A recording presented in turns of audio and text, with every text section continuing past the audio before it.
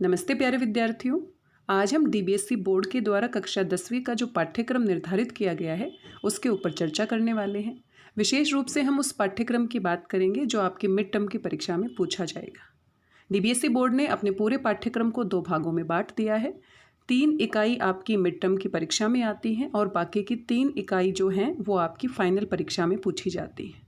3 इकाई का जो सिलेबस आप मिड टर्म की परीक्षा के लिए पढ़ते हैं उसको दोबारा से आपको पढ़ने की आवश्यकता नहीं होती है, क्योंकि 3 इकाई से संबंधित मिड टर्म की जो परीक्षा होती है उसका कुल 50% वेटेज आपका काउंट होता है और फाइनल परीक्षा में जो 50% वेटेज है वो काउंट होता है और दोनों को मिलाकर आपका 100% रिजल्ट काउंट किया जाता है। तो इसलिए 3 इकाई आपको मिड टर्म से पहले पढ़नी है, उसके बाद उसका रिवीजन नहीं करना। उसके बाद 3 इकाई अलग से नई इकाइयाँ हैं वो आपको फाइनल परीक्षा के लिए पढ़नी है।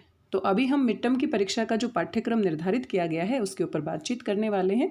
आप यहाँ पर देख सकते हैं ये हमारा कक्षा 10वीं के लिए डीबीएससी बोर्ड के द्वारा जो पाठ्यक्रम निर्धारित किया गया है वो यहाँ पर दिया गया है। इसमें पहली इकाई आप देख सकते हैं, दूसरी इकाई आप देख सकते हैं और तीसरी इकाई आप देख सकते हैं। इन तीनों इकाई से ही प्रश्न पूछे जाते हैं और बाकी की जो 3 इकाई बच जाती है वो आपकी फाइनल परीक्षा में आती है। तो आइए देख लेते हैं सबसे पहले पहली इकाई में क्या दिया गया है। तो यहाँ पर आप देख सकते हैं पहली इकाई, हर एक इकाई का एक शीर्षक होता है। तो इस इकाई में जो महत्वपूर्ण बिंदु हैं जिनकी ओर संकेत किया जाएगा, जिनके ऊपर बातचीत की जाएगी, तो वो है मानवीय मूल्य और समाज। मूल्य यहाँ पर टाइपिंग एरर है, मूल्य ऐसे लिखा जाता है। तो मानवीय मूल्य और जो समाज है उसका आपस में क्या संबंध है, पाठ के माध्यम से हम कैसे मानवीय मूल्यों की समझ विकसित कर सकते हैं, समाज में उनका क्या महत्व है। तो ये दोनों के दोनों पाठ जो है हमारी इकाई 1 में, एक वृक्ष की हत्या कविता के रूप में है, कुंवर नारायण इसके कवि हैं। भारतवर्षों उन्नति कैसे हो सकती है ये निबंध है और इसके निबंधकार कौन है, लेखक कौन है, भारतेंदु हरिश्चंद्र। ये दोनों ही पाठ हमें बताएंगे कि समाज में मानवीय मूल्यों का क्या महत्व है और कैसे इनको विकसित किया जा सकता है। तो हर एक इकाई का एक शीर्षक दिया गया है ताकि उन बिंदुओं के ऊपर विद्यार्थियों का ध्यान दिलाया जा सके और उनमें उन विषयों की समझ विकसित की जा सके। भाषा और व्याकरण में विज्ञापन लेखन दिया गया है और साथ में एक और टॉपिक आने वाला है ब्लॉग लेखन। तो ये ब्लॉग लेखन क्या होता है, आजकल सोशल मीडिया का ज़माना है, बहुत सारी जानकारी हम सोशल मीडिया से प्राप्त करते हैं और अपनी जानकारियाँ वहाँ पर साझा भी करते हैं और ये बहुत अच्छा प्लेटफॉर्म है जहाँ पर हम अपने विचारों की अभिव्यक्ति कर सकते हैं और साथ में पैसे भी कमा सकते हैं। तो ब्लॉग लेखन क्या होता है, आपको एक वेबसाइट क्रिएट करनी होती है और किसी भी टॉपिक से रिलेटेड आपके जो विचार हैं वो आप लोगों तक पहुँचा सकते हैं। तो जो भी विचार आप जिस भी रूप में लिखते हैं उनको अगर हम ऑनलाइन पोस्ट कर देते हैं तो वो ब्लॉग की फॉर्म में आ जाता है। तो यहाँ पर ब्लॉग लेखन क्यों दिया गया है, ताकि विद्यार्थियों को इसकी समझ विकसित की जा सके और भविष्य में वो भी ब्लॉग लेखक बन सकते हैं, करियर के ऑप्शन के रूप में भी इसे चुन सकते हैं। तो पेपर में आपका ऐसे ऑनलाइन तो आपको पोस्ट नहीं करना है, तो पेपर में सिर्फ आपको लिखना होता है। तो जैसे आप अनुच्छेद लिखते हैं, निबंध लिखते हैं, वैसे ही आप जितने शब्दों की सीमा आपको दी जाएगी उसमें जो टॉपिक दिया जाएगा उससे रिलेटेड आपको जानकारी लिखनी है। अब मान लीजिए आपने एक पाठ पढ़ा है भारतवर्ष की उन्नति कैसे हो सकती है, यही टॉपिक दे दिया जाएगा और आपसे कहा जाएगा इस पर ब्लॉग लेखन कीजिए। तो जो भी आपके विचार हैं उनको जोड़ते हुए आपने पूरा अनुच्छेद लिखना है और जितने शब्दों की सीमा दी गई है उसके अनुसार आपको लिखना है। तो ब्लॉग लेखन भी एक टॉपिक यहाँ पर दिया गया है। विज्ञापन लेखन ब्लॉग लेखन के साथ साथ यहाँ पर तत्सम और तद्भव शब्दों से प्रश्न भी पूछे जाते हैं। तत्सम और तद्भव शब्द, और यहाँ से 2 से 3 सवाल पूछ लिए जाते हैं, पिछले साल भी पूछे गए हैं। साथ में आपके उपसर्ग और प्रत्यय, जब आप इकाई 1 का अलग से सिलेबस देखते हैं, उपसर्ग और प्रत्यय, जब आप इकाई 1 का अलग से सिलेबस देखते हैं, आपकी इकाई 1 अभी तक पूरी हो गई होगी और इकाई 2 की शुरुआत लगभग हो गई होगी या आपकी जो छुट्टियां हैं उसके बाद होने वाली है। तो इकाई 1 का अलग से भी सिलेबस आता है, तो वहाँ पर भी आपने देखा होगा तत्सम, तद्भव, उपसर्ग, प्रत्यय, ब्लॉग लेखन, विज्ञापन लेखन, संवाद लेखन भी इसमें शामिल किया गया है, लेकिन उसको हम इकाई 2 में भी हम देखेंगे। तो इस तरीके से पूरा पाठ्यक्रम इकाई के हिसाब से भी आपको अलग से साझा किया जाता है और एक बार जब आपका पेपर शुरू होने वाला होता है मिड टर्म की परीक्षा, तो उससे पहले ये कंसोलिडेटेड पूरा का पूरा एक साथ कंबाइन करके भी देते हैं। तो ये पूरा सिलेबस आप देख सकते हैं। इकाई 1 में इन टॉपिक को आप और शामिल कर सकते हैं और साथ साथ आपके अध्यापक जो हैं वो इसको साझा करते रहेंगे इकाई के हिसाब से भी, और मिड टर्म की परीक्षा से पहले भी आपका पूरा सिलेबस एक बार फिर से आपके पास साझा किया जाएगा, तो आपको किसी प्रकार की कोई परेशानी नहीं होगी। दूसरी इकाई में ग्रामीण और शहरी जीवन संबंधता, तो गांव और शहर का जीवन आपस में किस प्रकार जुड़ा हुआ है, क्या इसकी संबंधता है, क्या इसके फायदे हैं, क्या नुकसान है, शहरीकरण किस प्रकार से हो रहा है, गाँवों की कमी कैसे होती जा रही है और इसका पर्यावरण पर क्या प्रभाव पड़ता है, इन सभी बिंदुओं की ओर इन पाठों की तरफ से ध्यान दिलवाया जाएगा। तो यहाँ पर एक पाठ है जिसको हटा दिया गया है, बुद्ध बारूद और पहाड़। इसकी लेखिका थी मधु कांकरिया, लेकिन इस पाठ के स्थान पर एक नया पाठ जोड़ दिया गया है, साना साना हाथ जोड़ी। साना साना हाथ जोड़ी पाठ को जोड़ा गया है। ये एनसीईआरटी की पाठ्य पुस्तक में आपको मिल जाएगा और इसकी लेखिका भी कौन है, मधु कांकरिया। तो पिछले साल तक बुद्ध बारूद और पहाड़ पढ़ा जाता था, वहीं से पेपर में प्रश्न पूछे जाते थे और ये यात्रा वृत्तांत के रूप में था। तो ये जो पाठ है ये भी मधु कांकरिया का यात्रा वृत्तांत है। ये भी मधु कांकरिया का यात्रा वृत्तांत है। वो हिमालय की यात्रा पर जाती है, वहाँ पर सिक्किम के आसपास का जो भी माहौल है उसके बारे में पूरा विस्तार से बताती हैं। कक्षा 9वीं में आपने एक यात्रा वृत्तांत पढ़ा था लहासा की ओर। तो लहासा की ओर जिस प्रकार से तिब्बत की यात्रा कैसे उन्होंने की, किन कठिनाइयों का सामना किया, तो वैसे ही यहाँ पर मधु कांकरिया बताती हैं कि वहाँ के लोगों का जीवन कैसा है, कितना मुश्किलों से भरा हुआ है, पहाड़ी क्षेत्र है, कैसे वो वहाँ पर रहते हैं, प्रकृति के साथ उनका क्या संबंध है। तो बहुत सारी बातें, उनकी संस्कृति की बातें, उनकी सभ्यता की बातें हमारे साथ साझा करती हैं। आगे है सफ़ेद रात, ये कविता के रूप में है और इसके कवि हैं आलोक धनवा। तो ये दो पाठ हम पढ़ेंगे जो ग्रामीण और शहरी जीवन की तुलना करते हुए उनकी संबंधता को हमारे सामने प्रस्तुत करेंगे।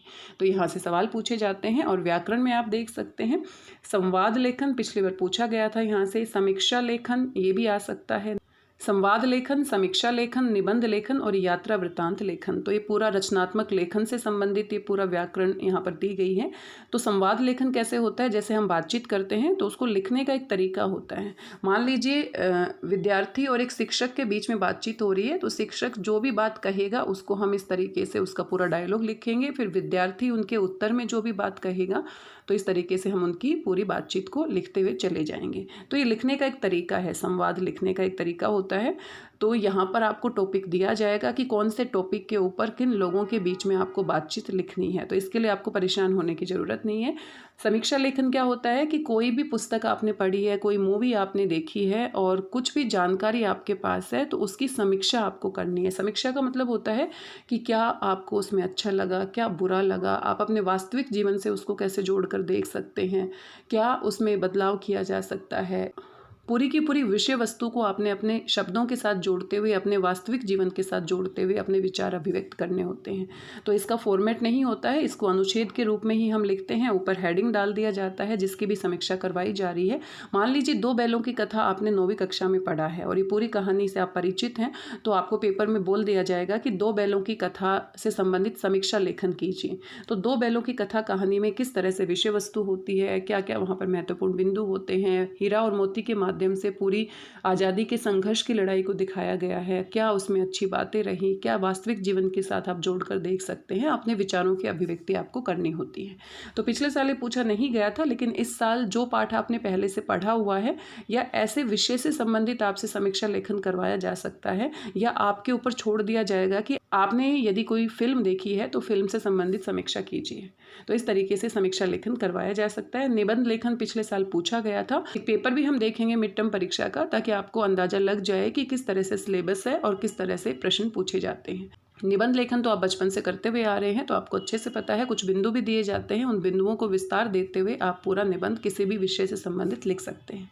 यात्रा वृत्तांत लेखन भी आपने 9वीं कक्षा में किया था और यात्रा वृत्तांत आप पढ़ भी रहे हैं। यहाँ पर बुद्ध बारूद पहाड़ के स्थान पर साना साना हाथ जोड़ी जो यात्रा वृत्तांत है, तो आपसे किसी भी तरीके से यात्रा वृत्तांत पूछा जा सकता है कि आपने कोई भी यात्रा की है अपने जीवन में, किसी के भी साथ की है, तो उससे संबंधित अपनी यात्रा वृत्तांत का अनुभव लिखिए।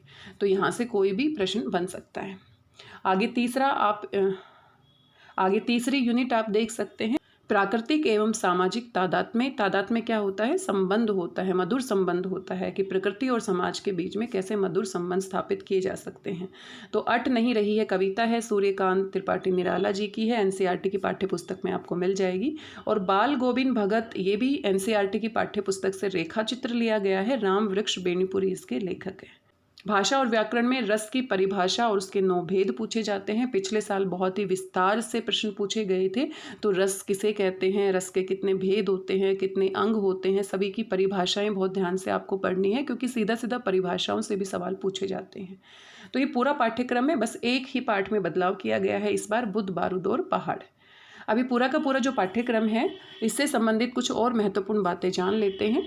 यहाँ पर आप देख सकते हैं संवाद कैसे लिखा जाता है। तो शिक्षक दिवस पर दो दोस्तों के बीच में संवाद लिखना था और किस तरीके से यहाँ पर दो दोस्तों के नाम आप निर्धारित कर सकते हैं। राम और श्याम इस बच्चे ने लिखा हुआ है और उन दोनों के बीच में जो भी बातचीत होती है उसको जितने शब्दों में आपसे पूछा जाएगा उसके हिसाब से आपको उस टॉपिक के संबंध में लिखना है।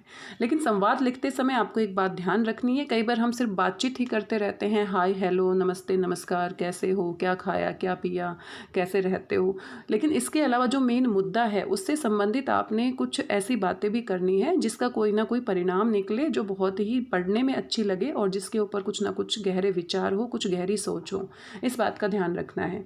तो सिर्फ हाय हेलो में उलझे नहीं रहना है और किस तरीके से लिखना है, संवाद शैली में जो जो व्यक्ति हैं जिनके बीच में बातचीत को दिखाया गया है उनके नाम के साथ उनकी पूरी बातचीत को लिखना है। तो यहाँ से आपको थोड़ा सा अंदाज़ा मिल जाता है। ये एक बच्चे का पेपर है और वहाँ से ये फ़ोटो मैंने साझा की है। यहाँ पर आप देख सकते हैं माता पिता और बच्चों के बीच संस्कारों को लेकर संवाद लिखना है। तो ये पुस्तक से मैंने पिक क्लिक की है और वहाँ से आपके साथ साझा की है। तो देखो माता पिता और बच्चा है, तो पिताजी और माताजी क्या बोलते हैं, बच्चा क्या बोलता है, और इस तरीके से ये पैटर्न है लिखने का। जैसे आप बातचीत करते हैं, पढ़ने वाले को स्पष्ट होना चाहिए, एग्जामिनर को स्पष्ट होना चाहिए किस किस के बीच में बातचीत हो रही है, कौन कौन अपना डायलॉग बोल रहा है, और जो मुद्दा होता है मुद्दे के बारे में पूरे विचार अभिव्यक्त करने होते हैं। तो इसे आप पढ़कर देख सकते हैं। यहाँ पर दूसरा प्रश्न भी देख सकते हैं, बढ़ती हुई महंगाई से परेशान दो गृहिणियों के बीच में आपने 80 शब्दों में संवाद लिखना है। तो पेपर में आपका 100 से 120 के आसपास शब्दों में लिखना होता है। तो इस तरीके से आप कोई भी टॉपिक दिया जाएगा और किस किस के बीच में आपने संवाद लिखना है तो वो दिया जाएगा पेपर में, उसके हिसाब से आपको लिखना है। आशा करती हूँ संवाद लेखन का जो प्रारूप है, पैटर्न है, फॉर्मेट है, वो आपको समझ में आया होगा। यहाँ पर आप देख सकते हैं दो बैलों की कथा जिसकी हम बातचीत कर रहे थे, समीक्षा कैसे लिखी जाती है, और ये एनसीईआरटी की पाठ्य पुस्तक का लिंक दिया गया है। यहाँ पर जाकर इस पाठ को देखा जा सकता है, लेकिन मैंने पिक के रूप में इसे शामिल किया है। तो यहाँ पर आप देख सकते हैं प्रेमचंद द्वारा लिखित दो बैलों की कथा जानवरों के मनोविज्ञान और स्नेह भाव को दर्शाती है। तो इस तरीके से आपने समीक्षा लिखनी है कि आप अपने विचारों की अभिव्यक्ति कर रहे हैं, पूरी कहानी को नहीं लिखना है। और पेपर में कोई ऐसा टॉपिक नहीं दिया जाएगा जो आपको नहीं आता होगा। पेपर में ऐसे ही पाठ की समीक्षा पूछी जाएगी जो पहले आपने पढ़ी है, या तो 9वीं कक्षा के पाठ दे दिए जाएंगे या 10वीं कक्षा के जो पाठ आप पढ़ रहे हैं उनकी समीक्षा लिखने के लिए दी जा सकती है। तो पिछले साल इस सवाल को नहीं पूछा गया था, इस बार अगर पूछा जाता है तो आप देख सकते हैं कैसे समीक्षा लिखी जाती है। आप इसको पढ़कर देख लीजिएगा। तो यहाँ पर अपने विचारों को जोड़ते हुए किस तरीके से कहानी में क्या घटना घटित होती है और लेखक का क्या उसमें महत्वपूर्ण योगदान होता है, तो उसके बारे में पूरा आपको लिखना होता है। अंत में आप देख सकते हैं आलोचक इसे स्वतंत्रता संग्राम से जोड़कर यूं ही नहीं देखते। सच तो यह है कि प्रेमचंद ने इस कहानी के माध्यम से आमजन को संघर्ष व सामूहिकता के लिए प्रेरित किया है। तो इस तरीके से अपने विचारों को जोड़ते हुए उसका निष्कर्ष निकालते हुए आप इसका अंत कर सकते हैं। तो किसी भी पाठ से संबंधित समीक्षा लेखन किया जा सकता है, लेकिन वो पाठ आपका पढ़ा हुआ होगा, इसके लिए आपको परेशान होने की ज़रूरत नहीं है।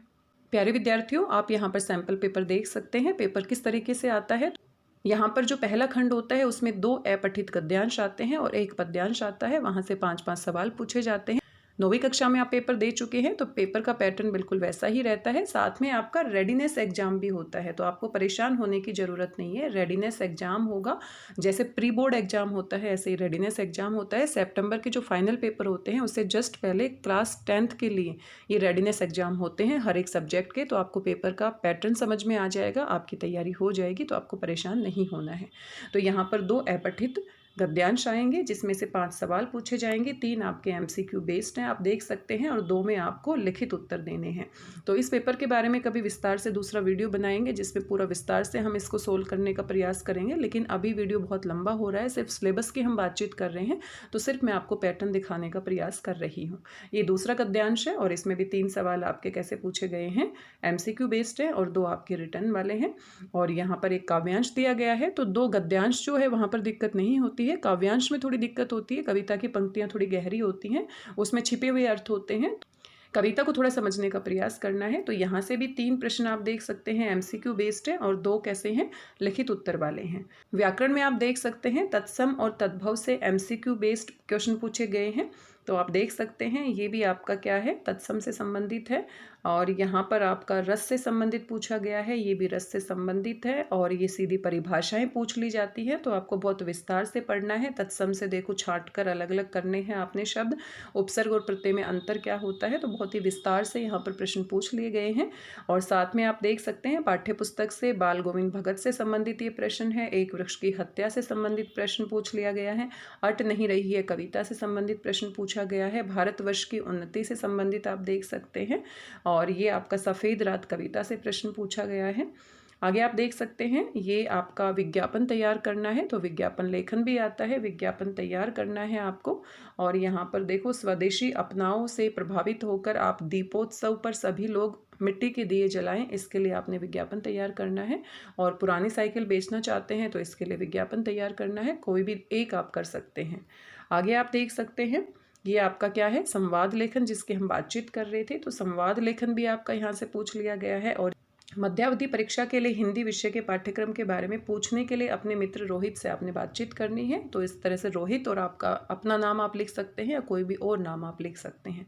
गृह कार्य में मदद करने के लिए माँ से निवेदन करते हुए अपने और अपने माँ के बीच में संवाद आपने लिखना है, तो आपको सिचुएशन दी जाएगी, 100 से 120 शब्दों में लिखना है। और यहाँ पर आप देख सकते हैं निबंध लेखन दे दिया गया है, तो ये बिंदु दिए गए हैं। पॉलीथीन थैलियों पर अनिवार्य प्रतिबंध, प्रतिबंध का मतलब होता है रोक लगाना, और यहाँ पर कुछ महत्वपूर्ण बिंदु दिए गए हैं, इनकी सहायता से हेडिंग बनाकर आप पूरा निबंध लिख सकते हैं।